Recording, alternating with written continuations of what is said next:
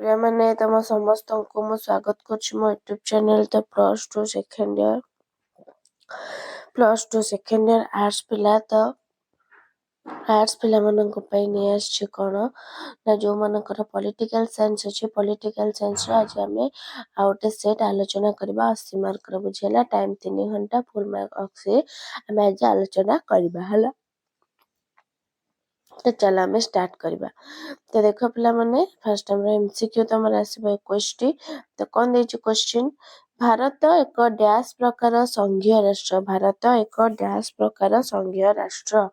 କେନ୍ଦ୍ର ପ୍ରସାରୀ, କେନ୍ଦ୍ରାଭିମୁଖୀ, ଐକିକ, ଗଣତାନ୍ତ୍ରିକ। କ'ଣ ହବ ନା କେନ୍ଦ୍ରା ପ୍ରସାରୀ। କ'ଣ ନା କେନ୍ଦ୍ରା ପ୍ରସାରୀ।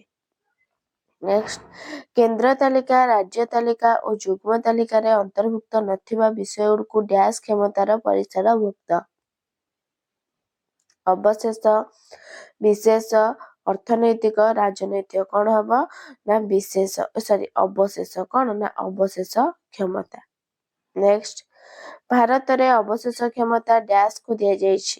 ରାଜ୍ୟ, କେନ୍ଦ୍ର, ଉଭୟ ରାଜ୍ୟ, କେନ୍ଦ୍ର, ଉଚ୍ଚତମ ନ୍ୟାୟାଳୟ। କାହାକୁ ଦିଆଯାଇଛି ନା ଭାରତର ଅବଶେଷ କ୍ଷମତା କେନ୍ଦ୍ରକୁ ଦିଆଯାଇଛି।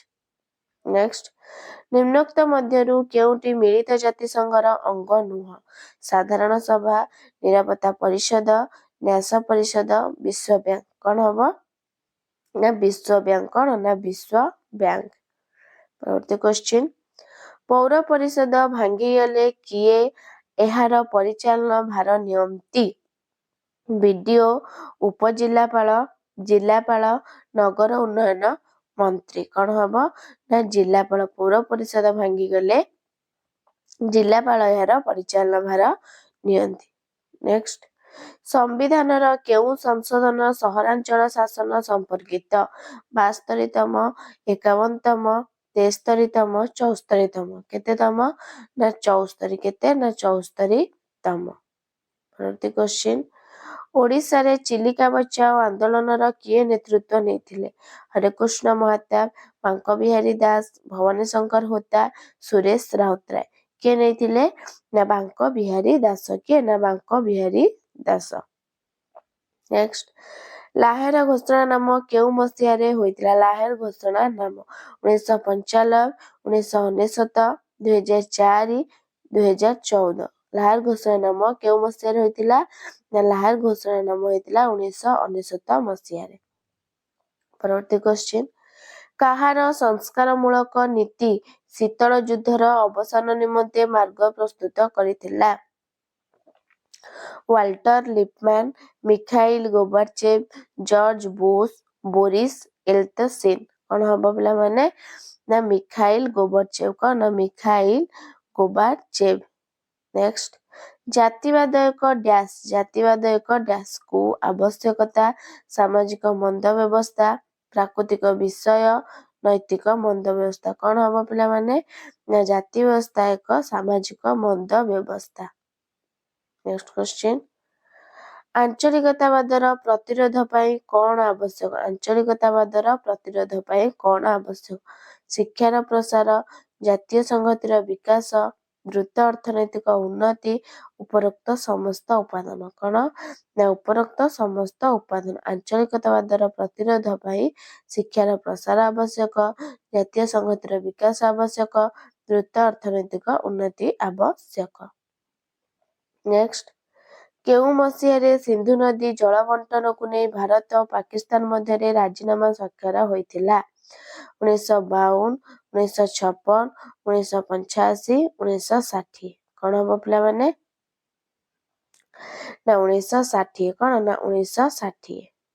ନେକ୍ସଟ, କେଉଁ ମସିହାରେ ପାକିସ୍ତାନ ପ୍ରଥମେ ଭାରତ ଆକ୍ରମଣ କରିଥିଲା? କେଉଁ ମସିହାରେ ପାକିସ୍ତାନ ପ୍ରଥମେ ଭାରତ ଆକ୍ରମଣ କରିଥିଲା? 1962, 1965, 1967, 1970। କେଉଁ ମସିହାରେ ହବ ପିଲାମାନେ ନା 1965। ପରବର୍ତ୍ତୀ କ୍ୱେଶ୍ଚିନ୍, ତାସକେଣ୍ଟ ରାଜିନାମା କେଉଁ ମସିହାରେ ସ୍ୱାକ୍ଷରିତ ହୋଇଥିଲା? ତାସକେଣ୍ଟ ରାଜିନାମା 1962, 1965, 1966, 1970। ତାସକେଣ୍ଟ ରାଜିନାମା କେବେ ସ୍ୱାକ୍ଷରିତ ହୋଇଥିଲା ନା 1966। ନେକ୍ସଟ, ନିମ୍ନୋକ୍ତ ମଧ୍ୟରୁ କେଉଁଟି ତୃଣମୂଳ ସ୍ତରୀୟ ଗଣତନ୍ତ୍ରର ଉଦାହରଣ? ସଂସଦ, ରାଜ୍ୟ ବିଧାନମଣ୍ଡଳ, ସ୍ଥାନୀୟ ସ୍ୱାୟତ୍ତ ସଂସ୍ଥା ନା ରାଜନୈତିକ ଦଳ? କ'ଣ ହବ ନା ସ୍ଥାନୀୟ ସ୍ୱାୟତ୍ତ ଶାସନ ସଂସ୍ଥା, ଯୋଉଟା ଅପସନ 3 ପରବର୍ତ୍ତୀ କ୍ୱେଶ୍ଚିନ୍, ଭାରତ ପାକିସ୍ତାନ ମଧ୍ୟରେ ତାସ୍କେଣ୍ଟ ରାଜିନାମା କେଉଁ ମସିହାରେ ସ୍ୱାକ୍ଷରିତ ହୋଇଥିଲା? 1962, 1966, 1965, 1971? କ'ଣ ହବ ନା 1966। ଭାରତ ପାକିସ୍ତାନ ମଧ୍ୟରେ ତାସ୍କେଣ୍ଟ ରାଜିନାମା 1966 ମସିହାରେ ସ୍ୱାକ୍ଷରିତ ହୋଇଥିଲା। ନେକ୍ସଟ, କେଉଁ ବାଷ୍ପର ସବୁଜ ଗୃହ ଉପରେ ପ୍ରଭାବ ଅଧିକ? ଅମ୍ଳଜାନ, ଉଦ୍ଜାନ, ଅଙ୍ଗାରକାମ୍ଳ, ଜଳୀୟ ବାଷ୍ପ? କ'ଣ ହବ ନା ଅଙ୍ଗାରକାମ୍ଳ। ନେକ୍ସଟ, ନିମ୍ନୋକ୍ତ ମଧ୍ୟରୁ କେଉଁଟି ବିଶ୍ୱ ତାପମାତ୍ରା ବୃଦ୍ଧିର କାରଣ ନୁହଁ? ସବୁଜ ଗୃହ, ସାମୁଦ୍ରିକ ବରଫ, ବାୟୁମଣ୍ଡଳରେ ଅଙ୍ଗାରକାମ୍ଳ ବୃଦ୍ଧି, ଯାନବାହନ ସଂଖ୍ୟା ବୃଦ୍ଧି? କ'ଣ ନା ସାମୁଦ୍ରିକ ବରଫ। ତାପରେ ନେକ୍ସଟ, ଆନ୍ତର୍ଜାତିକ ଦାରିଦ୍ର୍ୟ ଉନ୍ମୋଚନ ଦିବସ କେବେ ପାଳନ କରାଯାଇଥାଏ? ଫେବୃଆରୀ 5, ଏପ୍ରିଲ 20, ଅକ୍ଟୋବର 17, ଡିସେମ୍ବର 10? କେବେ ନା ଅକ୍ଟୋବର 17। କେବେ ନା ଅକ୍ଟୋବର 17। ନେକ୍ସଟ, କେଉଁ ଦିବସକୁ ମାନବିକ ଅଧିକାର ଦିବସ ରୂପେ ପାଳନ କରାଯାଏ? March 3, April 20, December 10, December 3? କେଉଁ ଦିବସ ନା ଡିସେମ୍ବର 10। ତ ଶେଷ କ୍ୱେଶ୍ଚିନ୍ MCQର, ବିଶ୍ୱ ସ୍ୱାସ୍ଥ୍ୟ ସଂଗଠନ WHO ର କେତେ ଗୋଟି ସଦସ୍ୟ ରାଷ୍ଟ୍ର ଅଛନ୍ତି? 192, 191, 193, 194? କେତେ ନା 194। ତ ଦେଖ MCQ 21ଟା ସଇଲା। ତାପରେ ତମର ଆସିବ ଗ୍ରୁପ ବି। ଏମିତି ଟାଇପର କ୍ୱେଶ୍ଚିନ୍ ପାଇବ। ଗ୍ରୁପ ବିରେ 2 ମାର୍କ ଆସିଲା। କେନ୍ଦ୍ର ତାଲିକା କ'ଣ? ପଲ୍ଲୀସଭା କ'ଣ? ରାଷ୍ଟ୍ରସଂଘର ଉପାଦାନ ଗୁଡ଼ିକ କ'ଣ? ଆତଙ୍କବାଦ କ'ଣ? ବିକାଶ ବିସ୍ଥାପନ ବିରୋଧୀ ଆନ୍ଦୋଳନ କ'ଣ? ଧରିତ୍ରୀ ଶିଖର ସମ୍ମିଳନୀର ଗୁରୁତ୍ୱ? ସବୁର ଆର ଆନ୍ସର ଅଛି। ଆନ୍ସର ମୁଁ ଦେଖେଇ ଦେବି, ସମସ୍ତେ ସ୍କ୍ରିନଶଟ ମାରିନେବ। ସିମଲା ରାଜିନାମା କେବେ ଓ କାହା ମଧ୍ୟରେ ସ୍ୱାକ୍ଷରିତ ହୋଇଥିଲା? ସିମଲା ରାଜିନାମା କ'ଣ? ପଞ୍ଚଶୀଳ କ'ଣ? ବାୟୁ ପ୍ରଦୂଷଣର କାରଣ ଗୁଡ଼ିକ କ'ଣ? ଅସ୍ତ୍ରଶସ୍ତ୍ର ପ୍ରତିଯୋଗିତା କ'ଣ? ଆନ୍ତର୍ଜାତୀୟ ମୁଦ୍ରକୋଷ କ'ଣ? ତ କେବଳ ତମେ 7ଟି କରିବ।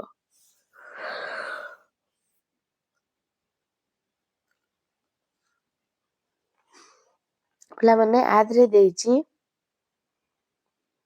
12ଟା କ୍ୱେଶ୍ଚିନ୍ ଦେଇଛି, ତମେ 7ଟା କରିବ। ତ ବହୁତ ଭଲ। ତ 7ଟା କ୍ୱେଶ୍ଚିନ୍ କରିବ, ବୁଝିହେଲା। ଆଧରେ ବି ତମେ ସେଇ 7ଟା କ୍ୱେଶ୍ଚିନ୍ କରିବ 3 ମାର୍କିଆରେ। ପଞ୍ଚାୟତ ରାଜ ହେଉଛି ତୃଣମୂଳ ଗଣତନ୍ତ୍ର ପ୍ରମାଣ। ଅର୍ଥ ଆୟୋଗର କାର୍ଯ୍ୟାବଳୀ। 73ତମ ସମ୍ବିଧାନ ସଂଶୋଧନ। ଧର୍ମ ନିରପେକ୍ଷତାବାଦ, ସାମ୍ପ୍ରଦାୟିକତାବାଦ। ନର୍ମଦା ବଚାଓ, ରାଜସ୍ଥାନ ବିଷ୍ଣୋଇ ଗଣ ଆନ୍ଦୋଳନ, କାଶ୍ମୀର ବାଦ ରୂପରେଖ, ସଂଯୁକ୍ତ ରାଷ୍ଟ୍ରସଂଘ ଅଧୀନରେ କାର୍ଯ୍ୟ କରୁଥିବା ଖାଦ୍ୟ କୃଷିର କାର୍ଯ୍ୟ, ତାସ୍କେଣ୍ଟ ରାଜିନାମା, ସବୁଜ ଗୃହ ପ୍ରଭାବ, ସାମରିକ ମେଣ୍ଟ କହିଲେ କ'ଣ ବୁଝ? ନିରସ୍ତ୍ରୀକରଣ ସମ୍ବନ୍ଧରେ ଏକ ଟିପ୍ପଣୀ। ତାପରେ ଆସିଲା 8 ମାର୍କିଆ, ତମେ 3ଟା କରିବ। ଭାରତୀୟ ସଂଘୀୟ ବ୍ୟବସ୍ଥାର କେନ୍ଦ୍ର ରାଜ୍ୟ ମଧ୍ୟରେ ପ୍ରଶାସନିକ ସମ୍ପର୍କ। ପୌର ନିଗମର, ତ ଏଇଟା ବହୁତ ଇମ୍ପୋର୍ଟାଣ୍ଟ। କେନ୍ଦ୍ର ରାଜ୍ୟ ମଧ୍ୟରେ ପ୍ରଶାସନିକ ଆସେ।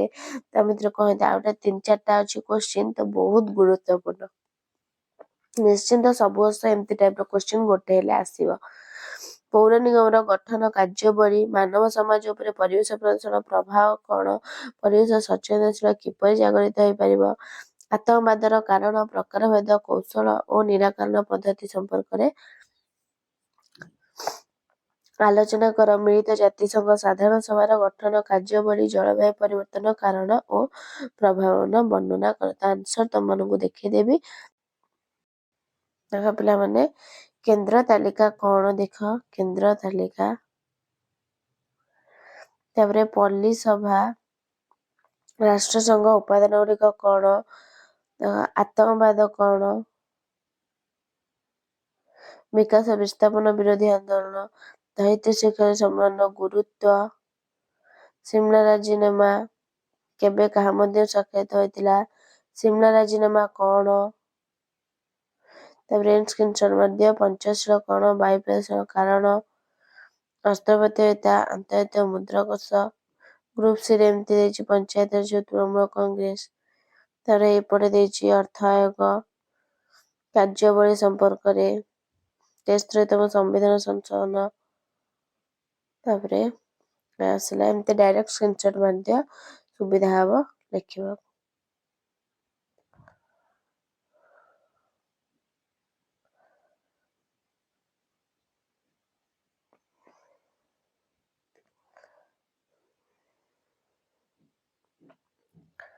ତ ଏଭଳି क्वेश्चन आंसर ପିଲାମାନେ ତମମାନଙ୍କର ଅଛି। ତ ସେଟ୍ ନେଇ ଆସିଛି ନେକ୍ସଟ କ୍ଲାସକୁ ଆଉ ଗୋଟେ ସେଟ୍ ନେଇ ଆସିବା ଆଲୋଚନା କରିବା ବୁଝିଲା। ଆଲୋଚନା କରିବା ଯୋଉ ପିଲା ମୂଳରୁ ବି ପାଠ ପଢିନଥିବ ଯଦି ଏ ସେଟ୍ 5-6ଟା କରିଦେଲ VST କରିଦେଲ ନିଶ୍ଚିନ୍ତ ତମ ପରୀକ୍ଷାରେ କଣ ନା ଭଲ ମାର୍କ ରଖିପାରିବ ବୁଝିହେଲା। ତା ଦେହରେ କେତେ କ୍वेଶ୍ଚନ ୟା ଦେହରୁ 21ଟା ଏମିତି 21 କଲା ବେଳୁ MCQ 5ଟା ବିଷୟରେ ହେଲାଣି ମାନେ କେତେଟା ତମେ କରୁଛ 105ଟି କରିଦଉଛ ବୁଝିହେଲା। 5ଟା ହେଲାନି କେତେ 105ଟା MCQ ତମେ ପଢୁଛ ଏଇଠୁ ତ ବହୁତ ଭଲ ନିଶ୍ଚିନ୍ତ ଆ ଭିତରୁ କ୍वेଶ୍ଚନ ଆସିବ ଟେନସନ ନବାର ନାହିଁ। ଭିଡିଓଟି ଭଲ ଲାଗିଥିଲେ ଲାଇକ୍ ସେୟାର ସବସ୍କ୍ରାଇବ କରିଦେବା। ରହୁଛି ଜୟ ଜଗନ୍ନାଥ।